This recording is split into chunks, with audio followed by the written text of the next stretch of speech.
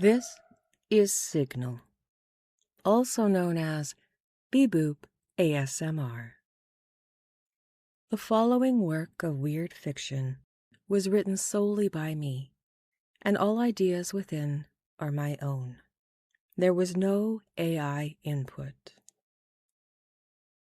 Episodes 61 Intermission to Episode 70 Intermission on Beeboop ASMR document my unintentional editing process for this story. If you are interested in hearing more of my narration or unintentional ASMR, links are listed below. And now, I hope you will enjoy my reading of Observer. "It's going to rain," said the old woman from behind Daisy. Daisy had been lost for a moment, looking up the diner's old rusty screen door. Outside, Main Street's dull concrete shimmered with waves of heat rolling off of it. Daisy patted her face and then her neck dry with a paper napkin. Her arm dropped to her side. "Can't see it myself, but I hope you're right. More coffee?" She turned away from the morning glare. The buttery yellow walls of the diner were bright from the morning sunlight shining through the windows. The chrome oscillating fan slowly pushed and pulled the already warm air left and right and left. Above, molted amber fly ribbons waggled and drooped in time. "It's going to rain, Daisy. I can feel it in my right knee. Even hard to walk today." The old woman sat at the counter, perched like a little gray bird at the edge of her stool, her poached egg and toast barely touched, her coffee long overdue for a top-off. "Well, I'm very sorry to hear your knee is acting up, but it does give me some hope for a change in this weather," Daisy said over her shoulder as she went to put on a fresh pot. The rest of Daisy's morning was filled with busy work, topping off shakers, organizing behind the service counter, wiping down stools and booths. Through the serving window, the fry cook expressed his misery throughout the day with clattering metal and coarse, one-sided arguments. The afternoon brought the old men, who met up to chew over politics, prices, and the past. They had known her father and brothers before the war when they were all alive. One would always ask how she was managing after her mother's recent passing. She had cared for her for years in the two-story home that had once been her mother's, her great-grandmother's, great-great-grandmother's, generations of widows. She brought the old men their usual coffees, pies, fried bologna sandwich, and pickled beet potato salad. She listened absently to the hum of their conversation as she distracted herself from the slow hours of heat. It was late afternoon when Daisy felt a cool breeze that kissed the sweat across the back of her neck. She had been looking out the large front plate glass window, watching an old sun-bleached shred of paper taped to the glass softly flutter in the wind like a long-dead butterfly, forever caught and long ignored.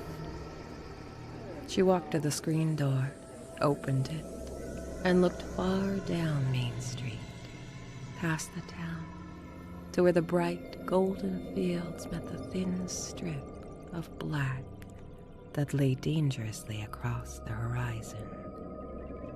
And then a movement caught her eye.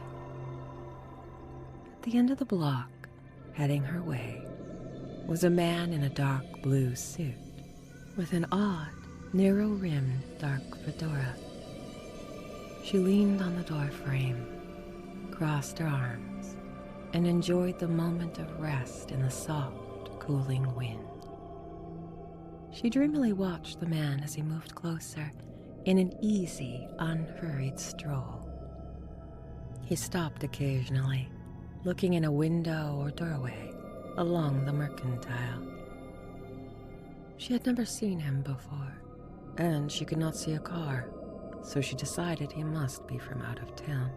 Visiting someone then, she thought. Then, to her sudden surprise, he now stood across the street from her, his face in shadow, tilted upwards to the sky, with such focus that she also looked up in the same direction. Nothing there, she thought with a slight shake of her head. And then, with some humor, she whispered, "How odd." When she turned her gaze to the man, he was staring directly at her.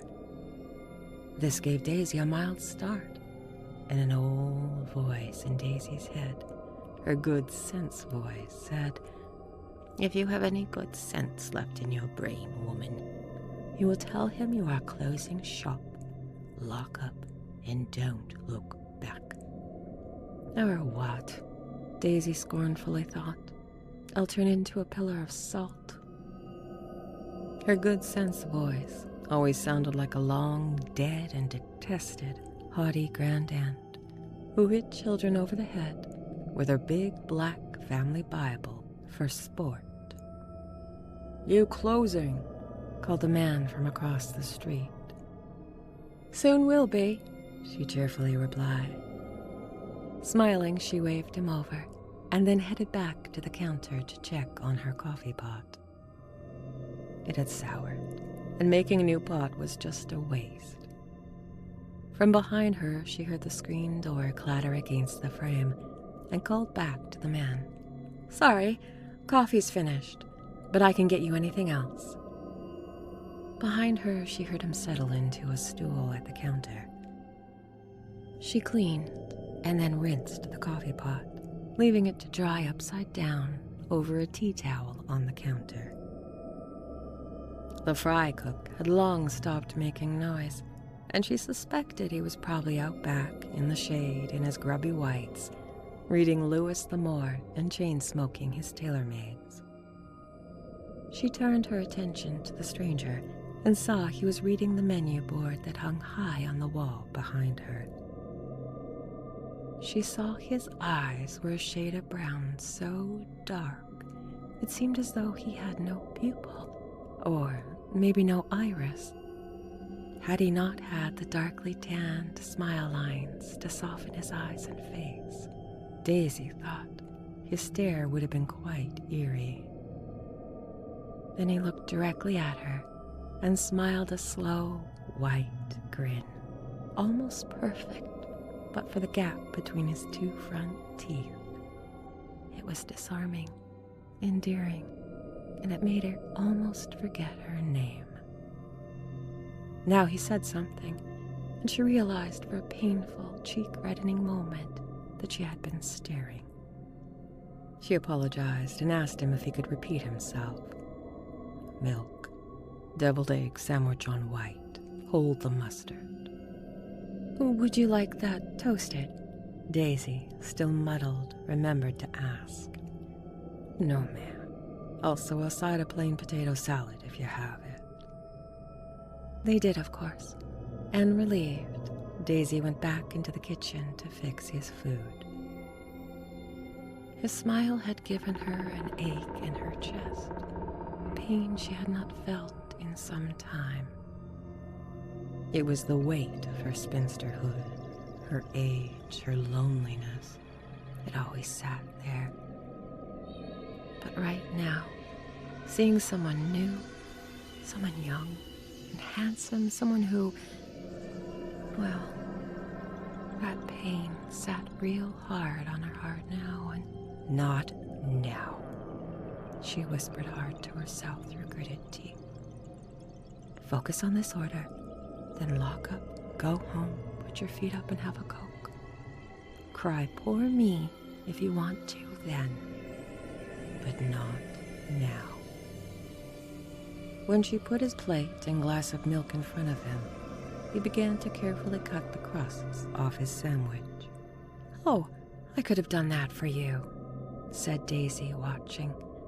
And then, her puzzlement overcoming her manners, she asked, "Have you got a bad tooth?" No. Some colors are just challenging for my digestion. It's easiest to stick to white foods," he explained, as if that was perfectly rational.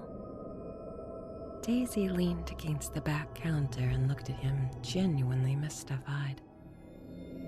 Then she gave him a sidelong, squinty look and said, "You're teasing me." No, not at all," he said with absolute earnestness. "In fact, it's a bit of a secret." He casually looked down at his plate, focusing on his potato salad, leaving her curiosity hanging in the moment. Then, after a bite, he looked up at her with a playful smile and said, "I would like to tell you the secret." "All right," she said, smiling back, his playful congeniality becoming infectious. "When I was very, very young," he began, "I lived in the desert. Days were long and hot. Nights were just as long and very cold. The sun was so big and suffocating in the day that we had to hide. Freedom came at night under the glimmering void. My mate, who was very strong, always flew above me." At this, Daisy's head cocked slightly and she thought, "Wait, what did he just say?" But he continued, not noticing or maybe not caring that she was looking incredulously at him now. "I asked my mate many times, 'Take me up with you. Please take me up with you.' But I was ignored, always. Then an especially hot afternoon, I was walking down a long, old path. The late afternoon was still too hot as Daisy walked down the sidewalk to her home. Ahead, the voices of children carried to her as they ran into the road to play after finishing their suppers. She looked to the end of the block, where she could just start to make out the corner of her old weathered picket fence. And then Daisy stopped so suddenly she nearly pitched forward. She looked down at herself. She was still wearing the diner uniform, the robin egg blue, slightly stained and in dire need of a wash. Her work shoes, no longer black, were gray with dust and held her tightly in their familiar ache. She touched her hair. It was loose around her shoulders and not tied back like it had been a moment ago. A moment ago. A moment ago. She looked at her wristwatch. Now, she was on time, long past when she would have said goodbye to the fry cook as he locked up the diner behind her. She was now just minutes away from home, just like she was every weekday at this time. Daisy touched the side of her face and tried to remember the last thing she had been doing. At first her mind was a blank, and then she remembered the face of the handsome man. He had been ordering food, and there had been a pattern to the food he ordered. Something it all had in common. What had it been? Was this the first sign of a stroke? At this thought, the slack face of her mother snapped into her mind, her small gray head against the white hospital sheet. No, she ordered her brain to stop that thread of memory. This time it had worked. Daisy's brain had a very bad habit of reminding her as often as it could of old pain and old shame. Other than the memory lapse, she felt no pain or numbness. She wasn't dizzy. She could clearly see the old gray picket fence from where she was standing, just a few houses away. So, not a stroke. Daisy usually had pretty good instincts, and she could not explain it, but if asked, she knew the stranger at the diner had something to do with her memory loss. She felt this to be the truth to the very marrow of her bone. Yet, she did not feel upset by this. In fact, when she tried to name what she was feeling in that moment, she realized with a strange absence of feeling, like her memory, her emotions were also blank. And then Daisy could hear her good sense voice at the back of her mind, tisk-tisking with I told you so's. Oh, shut up, you old busybody, said Daisy tiredly to the voice of the long-dead great-aunt who paid no rent to live in her head. And at that moment she realized this was the second time she had spoken aloud to herself while standing in the road looking blankly into space. She wondered if anybody from the nearby houses on the block were watching her right now. Probably. And someday the old town mothers would use her as a cautionary tale to teach their daughters the perils of not finding a husband before the madness set in. This thought made Daisy feel a sudden cheerfulness, and she began walking again. In her yard, the lawn had long turned brown and dusty from the drought. When the rain barrel went dry, so did her flowers. It would have been a very sad sight if the property had not had a few beautiful old trees. Her favorite was the weeping willow that some ancestor had planted too close to the house, and she would someday, probably, have to take it down before a terrible storm did the job for her. The willow hung heavily over her home's veranda, and it was this very veranda she had planned to sit on in her rocking chair, with her naked feet propped up on the railing, so she could twinkle her toes in the evening breeze while sipping on a bottle of Coca-Cola. She loved this plan. It was a glorious plan. The only little problem with her otherwise perfect plan was the man with the stunning smile and strange eyes, now sitting in her rocking chair. She stood at the first of 6 steps up to her veranda, sagged a little, and let out a long, tired sigh. Then she looked up at him and saw that he had the nerve to be quietly laughing at her. She felt a flush of anger at him, as somewhere in the back of her mind her old, faithful, good sense voice was telling her to call the sheriff. She did not. Instead, she pointed her finger directly at the laughing face, saying in a low and dark voice, "You put a whammy on me." That stopped him short, his face now serious. "You invited me," he said quietly. Had she? She tried to think, to remember the conversation at the diner. It was still a foggy place resting in her mind. But Daisy knew herself. She knew exactly what kind of woman she was, and there was no way in hell she would invite a complete stranger into her house, no matter how much of a mind trick this man had played on her. "No," she said firmly, "I did not." He sat quietly now, his elbow resting on the arm of the rocker as he held his face and tapped his index finger thoughtfully at his cheek. Then he said, "You know, most people would agree with me to save themselves or me the embarrassment of this unusual situation." Daisy put a finger also to her cheek and looked up, pretending to be thoughtful. "Well, that's strange, because I think most people in the situation will call the sheriff, actually." "Is that what you're going to do?" he asked her, still serious and quiet. Daisy let her hand drop and began to climb her front steps. No, I am not. She imagined her good sense voice booing at her now, the old shrew thwarted again. No, I have no interest in drama. I have plans. She was pleased to see he moved over and let her have her old rocking chair.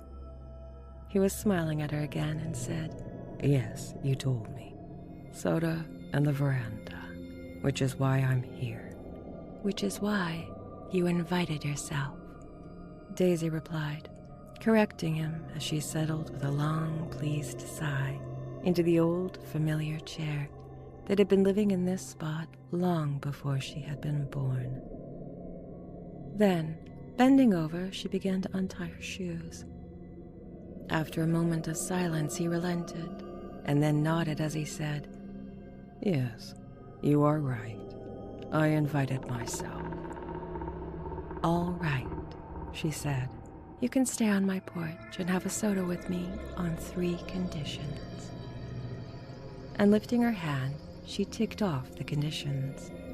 1, you never put a whammy on me again. "What if it's accidental?" he interrupted, to which she gave him an "I wasn't born yesterday" glare. Okay, he said. "I will not put a whammy on you any time during our wonderful visit this evening." And this was good enough for Daisy, as she expected to never see him again after tonight. 2, she continued. "I would like to know your name." "Jacob Hatt, with 2 T's, he replied to her without hesitation. "And 3, you will tell me the story again you were telling me in the diner, because I have questions." But now he was shaking his head no, and she waited for him to explain. "Trouble is, Daisy, I can't fulfill the 3rd condition without breaking the 1st. Daisy was mildly exasperated. "Are you telling me you have to put a whammy on me if I hear the story?" "No," he said with a slight shake of his head. "I'm saying..." And then he stopped and thought for a moment to consider his words. "I'm saying, if I tell people some things, the universe or natural laws of the universe, I guess, well, that's what gives the automatic whammies. Like gravity." "Like gravity," she repeated his words, looking at him dumbfounded. Her good sense voice came roaring back, yelling, "Quick, run next door. Call the sheriff. He's a crackpot, a nut." Instead, Daisy asked, "Do you want a Coca-Cola?" And she saw Jacob relax into his seat and give her a grateful smile. "I brought 7-Up. Would you like one of mine?" Jacob started reaching down to the side of his chair where he had stashed 6 sweating green bottles. 7-Up because it has no color, right?" Daisy said. And Jacob looked up at her, genuine surprise showing on his face. Daisy was very pleased that she'd been able to surprise him now. She smiled, saying, "I only just remembered that little bit. Maybe more will come." "That, Daisy, would be very interesting. I do hope you remember more. I really do." Then, using the veranda's banister, they popped the caps off their bottles and sat back companionably in the shade of the old willow. They watched as storm clouds creep to them in the early evening sky. She told him about the town, its long history, and now equally long death. She told him about her house and its nickname, the Old Widow House, which, given the history of her family, was accurate, but still felt a little unkind coming from the mouths of her neighbors. And Jacob told her about how he wandered, had always wandered, and always a few days ahead of the storm that would soon be there. He told her about the people and the animals he had met, He told her about being in a giant city beside the ocean with giant monuments and people pulling carts of hot food up and down long corridors filled with a multitude of people whose living and working spaces were stacked in tall boxes so high that it left the streets below almost in shadow. To him, it was surprising and exotic when he told her about his first time visiting a metropolis, and it suddenly seemed that way to her too. She wondered what he must think of her and her little town, where nothing moved but flies and horses' tails. He liked making her laugh, and she liked the sound of his as it carried in the still of the growing dark before the storm. Then for a time they sat in happy and easy silence. Sometimes distant lightning would flash across the black sky, followed some seconds later by the boom and roll of thunder across the gleaming wheat fields. Each time Daisy counted, measuring the storm's steady approach. "I think it's going to be a very big storm," she said with a touch of anxiety. But what she was thinking was, he can't go out into that storm, but he can't stay with me. He must have somewhere to stay. And as she was trying to work out how to ask him, he said, "Daisy, I will have to leave soon, but I would like to know if it's okay if I come back and visit you again when I pass through." And Daisy felt a great gladness in her chest that she had made his friendship, and now did not want their time together to come to an end. Maybe she should let him stay on her Chesterfield for the night. Never mind how it would get the town in a white-hot round of gossiping for the next year. "I would like that, Jacob," Daisy said, just as a great downpour began to hammer the roof of her veranda, making her jump at the sudden violence of the storm. "I waited too long, Daisy. I can't leave by the road," he yelled at her over the hard rain. It was too dark to make out his face, and yet there seemed to be a trick of the light that made Jacob's eyes have a faint blue glow. Then, as though in slow motion, he turned his head to look into the yard, his eyes leaving faint blue smoky tracers behind. He said, "I'm sorry about your tree, Daisy." The glowing blue eyes slowly looked back at her as the long, smoky blue tracers followed. The glow seemed to be growing, and it made the hairs on her arms stand up. For just a moment, she had thought that those were not completely Jacob's eyes, and the light that shone from them was the glow of people or something trapped inside him, looking out of his eyes at her. He touched her shoulder. "It's okay, Daisy. I like you." His white teeth glowed against the impossible dark of his face, and it seemed to Daisy as if he was talking in slow motion, the breath from his words leaving his mouth in soft, lazy puffs of smoke that floated up to the roof of her veranda and pooled there. "Okay, Daisy, I'm going to go and lay down under that tree." He slowly pointed to a giant oak at the edge of her yard, and Daisy, too stunned and out of her depth to speak, thought, "But I have a Chesterfield." "Thank you, Daisy, but I need something deep-rooted." He had read her thought, and she knew this should frighten her. All of this should frighten her, but it didn't. She watched him as he trotted through the torrents of rain to the oak at the edge of her property.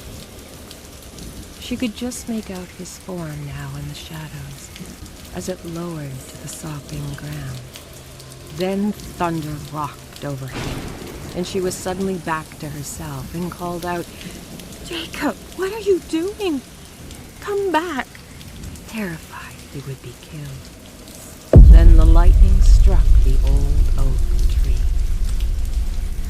When she looked back on that night, she would always wonder why she had heard the thunder before the lightning struck, and she would remember falling to her knees, sopping wet and mud-streaked by the jagged smoking stump of the old oak tree.